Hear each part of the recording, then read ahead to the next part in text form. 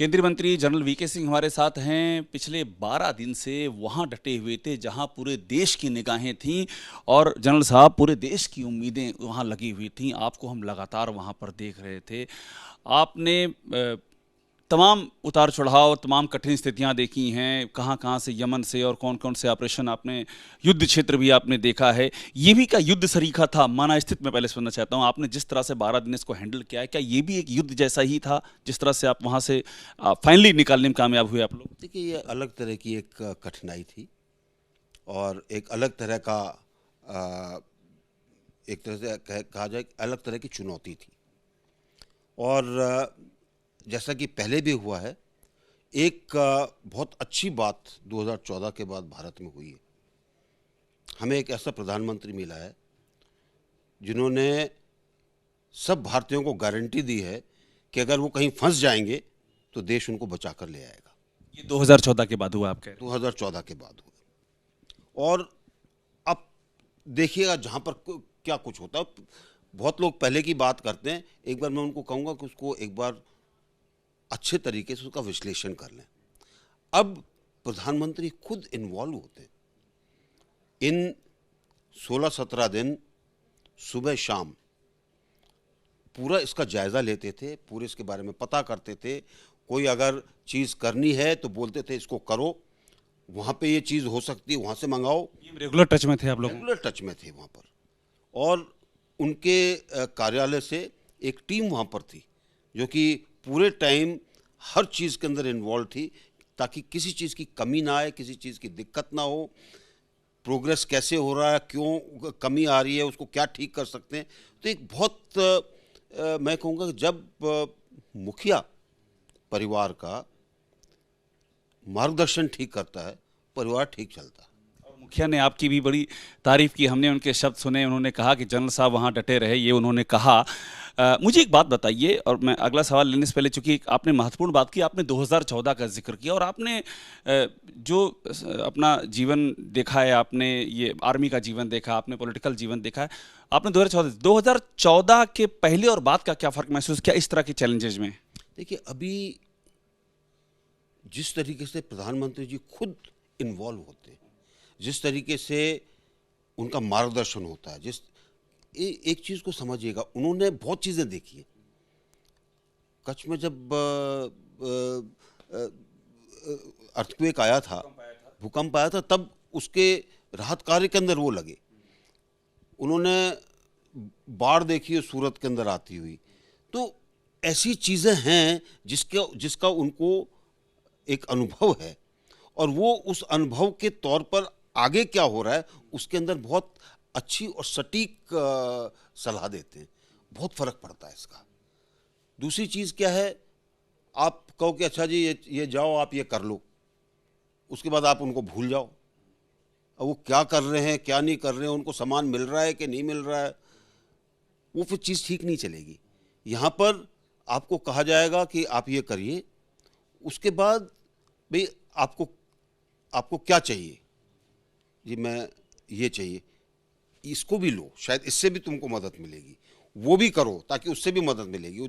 5-6 और एक्सपर्ट्स को वो क्या कहते हैं आपके साथ करेंगे, ताकि हर चीज़ को करने के अंदर आपको सहायता मिले। तो जनरल साहब, इसके पहले 2014 के पहले क्या सिचुएशन थी? चूंकि आपने टाइमलाइन दिया, इसमें नहीं था ऐसा। नहीं था ये। आपने उस समय कहा कि अच्छा भाई ठीक है, निकाल लाओ। बहुत लोग बात करते हैं कुवैत से हमारे एयर इवैक्यूएशन के बारे में, ज़रा उसकी विश्लेषण करिए, उसके अंदर और बात की जो चीज़ें हुई उनमें कितना फ़र्क है। आपने छोड़ दिया, ठीक है कर लो, जहाँ जा रहे हैं वहाँ पे, अच्छा भाई मेरा भाई है उसको निकालो पहले। आज नहीं होता, ये पहले होता था। पहले होता था। हम यूक्रेन से निकाल के आए, कोई किसी की वो नहीं है, फ़ोन आया ठीक है भाई, पहले जो आए उनको जाने दो। तो ये एक पारदर्शिता, एक भरोसा, एक जो चीज़ें जो प्रधानमंत्री जी की दी हुई है, और इसीलिए सब चीज़ों के अंदर सफलता मिलती है।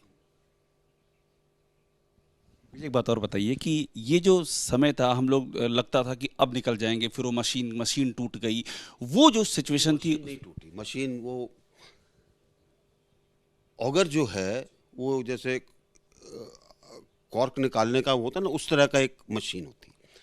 छेद बनाने के लिए या साइड में जाने के लिए। पहले हमने जो दूसरे दिन जो ऑगर उठाया वो इरिगेशन डिपार्टमेंट का था। आगे पत्थर आ गई, चट्टान आ गई, उसमें से नहीं जा सकता, तो उसका पावर बहुत कम था, उसको हटाया गया।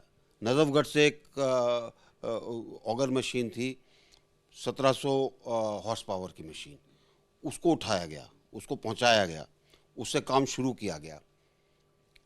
एक जगह उसके अंदर लोहे का पाइप फंस गया। अब वो तो घूमता है, जब वो घूमता, तेज घूमता है, वो पाइप, इतना मोटा पाइप उसके चारों तरफ फंस गया, बिल्कुल गोल हो गया वो पाइप, जो कि नॉर्मल उसमें गोल नहीं होता है। वो इतनी पावरफुल मशीन थी, तो आपको उसको पीछे लेने के लिए पहले वो काटना पड़ा, फिर उसको पीछे लाना पड़ा, फिर जो पाइप डैमेज हो गई है उसको काटना पड़ा। ये बाधाएं आती रही। दूसरी बार भी यही हुआ, उसके अंदर भी, और दूसरी बार तो इतना ज़्यादा हो गया कि उसमें पूरा का पूरा वो लेटेस्ट गर्डर जो है वो फंस गया। तो उसके कारण, और टाइम हमारे पास कम था, हम चाहते थे कि जल्दी करें, तो इस ऑगर जो ऑगर है उसके ब्लेड काट के, उसका मेन जो उसका शाफ्ट है वो काट के निकालना पड़ा। वो अपने आप के अंदर बहुत कठिन काम था। मैं तो जितने लोग वहाँ पे जिन्होंने काम किया उन सबको बहुत बहुत साधुवाद देना चाहूँगा।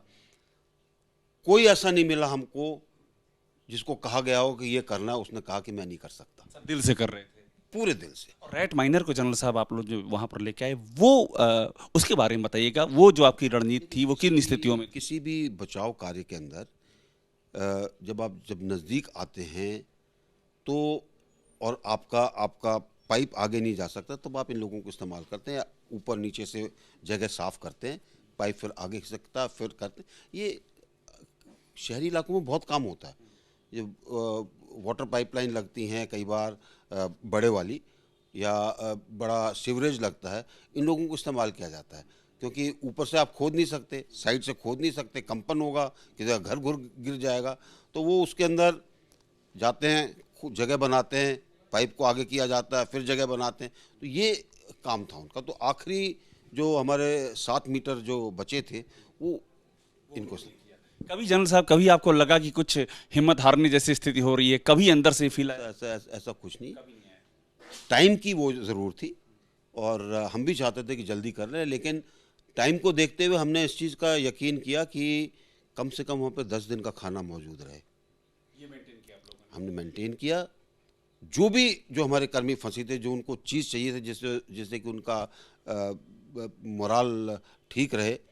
एक बार उन्होंने कहा जी हमारे नाखून बड़े हो गए, हमने नेल कटर भेजे, कपड़े उनके लिए गए ताकि वो फ्रेश कपड़े पहन सकें। इमर्शन रॉड उनके लिए भेजी ताकि अपना पानी गर्म करके स्नान करना है, मुँह हाथ धोना, जो भी करना वो कर सकें। टूथपेस्ट, टूथ पाउडर वगैरह, यानी कोई चीज़ उनको ये नहीं फील होने दी गई कि भाई अगर अकेले पड़ गए हो तो तुमको सबने छोड़ दिया। उनके साथ बातचीत होनी, उनके परिवार के लोगों की बात करानी वगैरह वगैरह, सब कुछ किया गया। एक आखिरी सवाल आपसे, आप केंद्रीय मंत्री हैं, सड़क राजमार्ग भी आप देखते हैं, इस टनल का आगे का भविष्य क्या देखते हैं? इस टनल को अब जो स्थिति है, जिस तरह से अब आपने निकाला है, आगे टनल के बारे में क्या आपको लगता है? नहीं, टनल के बारे में, टनल बनेगी, कोई दिक्कत नहीं।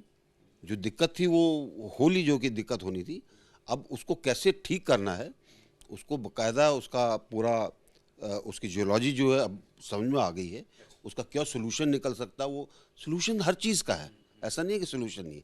वो करके जो भी इसके अंदर और सुरक्षा के लिए चीज़ें करनी है वो की जाएंगी। टनल तैयार होगी, उसमें कोई रुकावट? इसमें कोई अबंडन नहीं होगी। बहुत शुक्रिया बात कर, भाई यहाँ पे ऐसे ऐसे छोड़ के नहीं हटते, पीछे नहीं हटते हैं। बिल्कुल पीछे नहीं हटते। बहुत शुक्रिया बात करके। जनरल वीके सिंह हैं, खुद वहां पर डटे रहे, एक एक चीज बता रहे हैं और इसका भरोसा दिला रहे हैं कि ये प्रोजेक्ट भी आगे चलेगा। और जो वहां पर हुआ है वो अब पीएम ने जिस तरह से मॉनिटरिंग की है उस पर विशेष जोर दे रहे हैं। कैमरामैन चाको के साथ अभिषेक उपाध्याय, एबीपी न्यूज, दिल्ली।